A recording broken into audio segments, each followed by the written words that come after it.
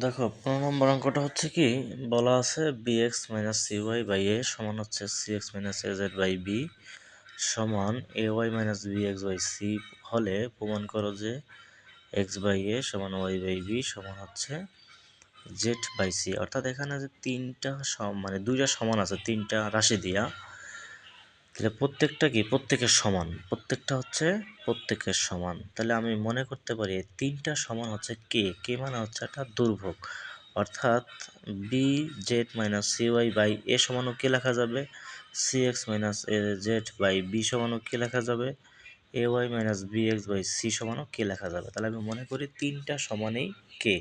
তাহলে আমি প্রথমটা সমান আবার যদি আলাদাভাবে কে লিখি, যেমন B Z minus C Y by A সমান কে যদি লিখি, তাহলে সেটাকে আবার কি করা যায়, BZ minus C Y A কে মানে নিচের এটা আমি যদি ডান পাশে গুণ দিই তাহলে সেটা এ কে হবে, দ্বিতীয়টা এরকম আবার বি কে হবে, তৃতীয়টা এরকম আবার সি কে হবে। অর্থাৎ আমি এক রাশিতে নিয়ে আসলাম ভগ্নাংশ না রেখা।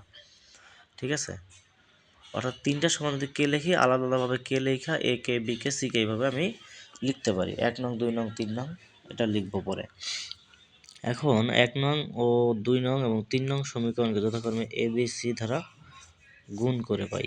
ঠিক আছে, এ বি সি দ্বারা গুণ করে পাই, অর্থাৎ 1 নংকে এ ধারা, 2 নংকে বি ধারা, 3 নংকে সি ধারা আলাদা আলাদা গুণ করছে। তাহলে 1 নংকে এ ধারা গুণ করলে কি হবে, A B Z minus A C Y সমান এ স্কোয়ার কে, 2 নংকে বি ধারা দিলে বি সি এক্স, তারপর হচ্ছে এ জেডের সাথে বি গুণ দিলে এ বি জেড সমান বি স্কোয়ার কে, সি ধারা গুণ দিলে A C Y C B X সমান হচ্ছে সি স্কোয়ার কে। এখন দেখো আমি যদি এটাকে যোগ করি, তাহলে বাম পাশ যদি আমি যোগ করতে যাই, তাহলে দেখো এই যে প্রথম এ বি জেড আছে প্লাস, দ্বিতীয়টা এ বি জেড আছে কি মাইনাস, কাটাকাটি যাবে, মাইনাস এস সি ওয়াই নিচে আছে প্লাস এস সি ওয়াই কাটাকাটি যাবে, BC X minus CB X বা বিসি এক্স কাটাকাটি যাবে, তাহলে এবার সময় জিরো থাকে। তুমি যদি এটা মানে নিচে নিচে গুণ না করে সামনে সামনে যোগ করো, মানে অর্থাৎ বাম পাশটা দুইটা দুইটা দুইটা দুইটা করে 6টা একসাথে যোগ করো, তাহলে কিন্তু জিরোই হবে। আর হচ্ছে ডান পাশে আমি যদি এই যে কে আছে এই কেটাকে যদি আমি কমন নিই, তাহলে কি হবে, A square plus B square plus C square এটা হবে কিন্তু। তাহলে আমার কে সমান কি হয়, জিরো হয়। কেমনে জিরো হয়, আমি যদি আবার এই যে square plus B square plus C square এটা যদি আমি বাম পাশে নিয়ে যাই, শূন্যকে ভাগ করি, তাহলে শূন্যকে যে কোনো সংখ্যা দ্বারা ভাগ করলে কি হবে, শূন্য হবে। তাহলে কে সমান আমার কি হয়, শূন্য হবে। তাহলে এবিসি দুর্ভোগ হওয়ায় A square plus B square plus C square not equal শূন্য। তাহলে এখানে আমার কি হইতে হবে, এবিসি কি দুর্ভোগ সংখ্যা, কেও দুর্ভোগ সংখ্যা। তাহলে কে সমান যদি জিরো হয় তাহলে A square plus B square plus C square কি হতে পারবে না, মানে নট ইকাল জিরো, অর্থাৎ জিরো হইতে পারবে না এটা। ঠিক আছে, তাহলে আমি যদি এই যে কে এর মান জিরো পাইছি যেহেতু এখানে, তাহলে কে এর মান জিরো পাইছি না এখানে, এটা একটা বাড়তি কথা লিখছে। যদি কে এর মান জিরো পাইয়া থাকি, তাহলে আমি এই যে প্রথম লাইনে যে মনে করি লিখলাম B Z minus C Y by A সমান কে লিখলাম, তাহলে এইটাই আমি এবার এখানে লিখতে পারি কে এর মানটা শূন্য বসাইয়া। তাহলে কি B Z minus C Y by A সমান শূন্য লিখতে পারি। তাহলে এ যদি জিরোর সাথে গুণ দেয় তাহলে জিরো হবে, বিজেড মাইনাস সি ওয়াই সমান জিরো। তাহলে মাইনাস সি ওয়াই যদি এই পাশে নিয়ে আসি তাহলে কি হবে, বিজেড সমান সি ওয়াই হবে। ঠিক আছে, এটা হচ্ছে প্রথম একটা অংশ। তাহলে দ্বিতীয়টা অংশ আছে আবার কি, C X minus J Z by হচ্ছে বি সমান শূন্য, ওই যে কে এর মান যেহেতু শূন্য এর জন্য শূন্য বসাইতে পারি। পরে যদি বি জিরোর সাথে গুণ দিয়ে জিরোই হবে, সি এক্স মাইনাস এজেড সমান শূন্য হবে, মাইনাস এজেড যদি ডান পাশে নিই তাহলে প্লাস এজেড হবে। ঠিক আছে, তাহলে C X minus C X সমান হচ্ছে এজেড, এটা লিখতে পারি। আচ্ছা, এখন এই যে প্রথম অংশ যে বিজেড সমান সি ওয়াই লিখছে, এটাকে সুতরাং দিয়ে কি লিখছে দেখছো, জেড বাই সি সমান হচ্ছে ওয়াই বাই বি। কীভাবে লিখছে, তাহলে এই যে আমার বাম পাশে বিজেড আছে, হ্যাঁ এই যে বাম পাশের বিটা আমি যদি ডান পাশে নেই তাহলে কি ওয়াই বাই বি হবে, আর এই যে সিটা আমি যদি বাম পাশে নেই তাহলে জেড বাই সি হবে, এটা লিখছি ভগ্নাংশ করার জন্য। আবার এই যে সি যেটা আছে এটাকে আমি কি করলাম, এক্স বাই এ আর হচ্ছে জেড বাই সি। এখন এখন বলতে পারো যে আমি কেন এ আনলাম, কেন এই পাশে সি নিলাম। দেখো আমার উপরের যে ভগ্নাংশ সাথে নিচের একটা ভগ্নাংশের মিল করতে হবে যে কোনো একটা। তাহলে উপরে আমি কি জেড বাই সি করছিলাম, হ্যাঁ জেড বাই সি করছিলাম, আর হচ্ছে গিয়া হ্যাঁ জেড বাই সি কেন করছে এটা একটা প্রশ্ন আমার। দেখো মানে প্রশ্নের প্রশ্ন দেখলে বুদ্ধি পারে এরকম একটা কথা আছে, এখানে লেখা আছে প্রমাণ করো যে এক্স বাই এ সমান ওয়াই বাই বি সমান হচ্ছে জেড বাই সি। তাহলে আমার এখানে জেড বাই সি বানাইতে হবে বা ওয়াই বাই বি বানাইতে হবে, এক্স বাই এ বানাইতে হবে, যে কোনো প্রকারে হোক। তাহলে আমি যদি এখানে এই যে সিটা বাম পাশে নিয়ে আসি প্রথম অংশের, তাহলে জেড বাই সি হয়। আর ওয়াইয়ের পাশে যদি আমি বি দ্বারা ভাগ করি তাহলে ওয়াই বাই বি হয়। ঠিক আছে, তাহলে মিলাইতে হবে আমার প্রশ্নের সাথে যে আমার কাকে আনলে আমার হচ্ছে প্রশ্নটা মিলে। ঠিক আছে, এইভাবে মিলাইতে হবে। আর এখানে আবার কি, এই যে যেটা আছে সি আনলে জেড বাই সি হয়ে যায়, এক্স বাই এ হয়ে যায়। তাহলে দেখো জেড বাই সি সমান যদি ওয়াই বাই বি লেখা যায়, জেড বাই সি সমান যদি এক্স বাই এ লেখা যায়, তাহলে এক্স বাই এ সমান ওয়াই বাই বি লেখা যাবে। এই দুইটা কম্পেয়ার করো, জেড বাই সি সমান যদি ওয়াই বাই বি হয়, জেড বাই সি সমান যদি এক্স বাই এ হয়, তাহলে ওয়াই বাই বি আর এক্স বাই এ সমান হবে, তাহলে জেড বাই সি দুইটাতে সমান। তাহলে আমি এটা লিখতে পারি যে X by A Y by B Z by C প্রমাণিত। এই কথাটা এখানে বুঝছো কিনা? জেড বাই সি যদি ওয়াই বাই বি হয়, জেড বাই সি যদি এক্স বাই এ হয়, তাহলে ওয়াই বাই বি আর এক্স বাই এ সমান হবে।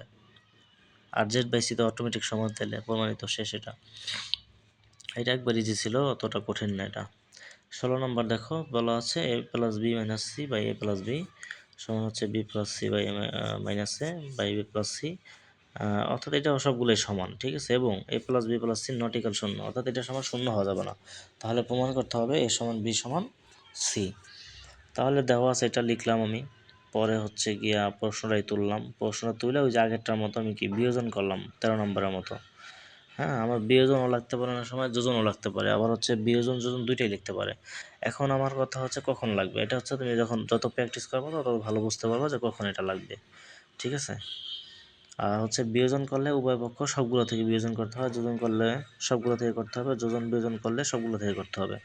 আর হচ্ছে বিয়োজন করো আর যোজন করো, যদি আগে বিয়োজন যোজন করো তাহলে উপরে সংখ্যাটাই উপরে লেখা নিচেরটা বিয়োগ, আবার উপরের সংখ্যাটা নিচে লেখা নিচেরটা বিয়োগ, এইভাবে যোজন বিয়োজন। আর যদি বিয়োজন করো তাও হচ্ছে কি উপরের সংখ্যাটা আগে লিখতে হবে সব সময়, উপরের সংখ্যাটা আগে লেখা পরে নিচেরটা বিয়োগ দিতে হবে। এটা হচ্ছে শুধু বিয়োজনের ক্ষেত্রে। তাহলে আমি যদি বিয়োজন করি তাহলে আমার সংখ্যাটা বা অঙ্কটা আমার কি হয়ে যায়, ছোট হয়ে যায়। হ্যাঁ, তাহলে A plus B minus C আর নিচের মাইনাস এ মাইনাস বি, এইভাবে তিনটা কাজ, minus B minus C minus C minus, এইভাবে করলে তোমার হচ্ছে কি ওই যে এ বাদ যায় বি বাদ যায় মাইনাস সি থাকে, এখানে মাইনাস এ থাকে, এখানে মাইনাস বি থাকে। তাহলে দেখো তিনটা থেকে আবার তুমি মাইনাস বাদ দিতে পারো। হ্যাঁ, আমি অনেক সময় কী করি, মানে মাইনাস গুণ করলে কি উভয়পক্ষে গুণ করতে হয়, তাহলে তিনটা দিয়ে যদি মাইনাস গুণ করো তাহলে কি প্লাস হয়ে যাবে। আচ্ছা, এখন কি করছে, উল্টায় দিছে। উল্টায় দেওয়া মানে কি, এই যে সি নিচে আনছে, এ নিচে আনছে, বি নিচে আনছে, নিচের তিনটা উপরে নিচে, উপরে তিনটা নিচে নিচে, এটাকে বলা হয় ব্যস্তকরণ। তুমি যদি এক পাশে উল্টাইতে চাও তাহলে তোমার সকল পক্ষকে উল্টাইতে হবে। ঠিক আছে, এখানে আমি উল্টায় দিছি এটা আর কি। এখন কেন উল্টায় দিছি, এটা একটা কারণ আছে। কারণটা হচ্ছে আমি বলছি প্রশ্ন দেখলেও বুদ্ধি পারে আর কি। তাহলে প্রশ্নে বলা আছে A plus B plus C, তাহলে আমার এ প্লাস, এই যে বি প্লাস সি প্লাস এগুলো নিচে আছে, তাহলে এগুলো আমার কীভাবে উপরে নিতে হবে, উপরে নেওয়া যায়। তাহলে ব্যস্তকরণ করলে উপরে নেওয়া যাবে। তাহলে সবগুলো উপরে নিলে, আবার যদি আমি যোজন করি শুধু দেখো, এ প্লাস বির সাথে আমি সি যোগ করি তাহলে আমার এ প্লাস বি চলে আসে, বি প্লাস সির সাথে এ যোগ করে এ প্লাস বি চলে আসে, অর্থাৎ মিলানোর জন্য জাস্ট। তাহলে আমি এবার কি করলাম, শুধু যোজন করলাম। তাহলে যোজন করার মানে বিষয়টা কি, উপরের সংখ্যা ঠিক রেখে নিচেরটা যোগ। তাহলে এ প্লাস বি ঠিক আছে, নিচেরটা যোগ, আর নিচের সংখ্যা কিন্তু ঠিকই থাকবে। তাহলে এইভাবে যোজন করলাম।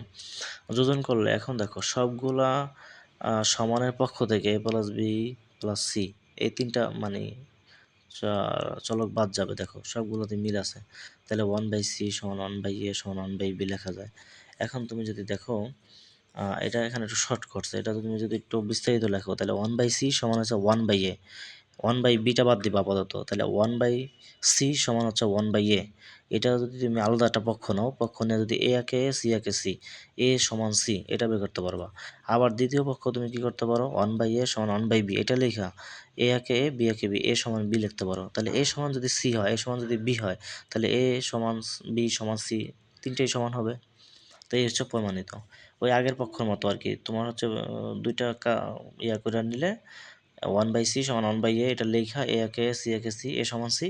আবার দ্বিতীয় পক্ষ লিখবা 1/a সমান 1/b, এ একে এ বি একে বি, এ সমান বি। তাহলে এ সমান যদি বি হয়, এ সমান যদি সি হয়, তাহলে এ সমান বি সমান সি লেখা যায়। এটা একবারে সহজ ছিল, না বোঝার কিছু নাই। তো এতটুকুই, আর যদি কোনো সমস্যা থাকে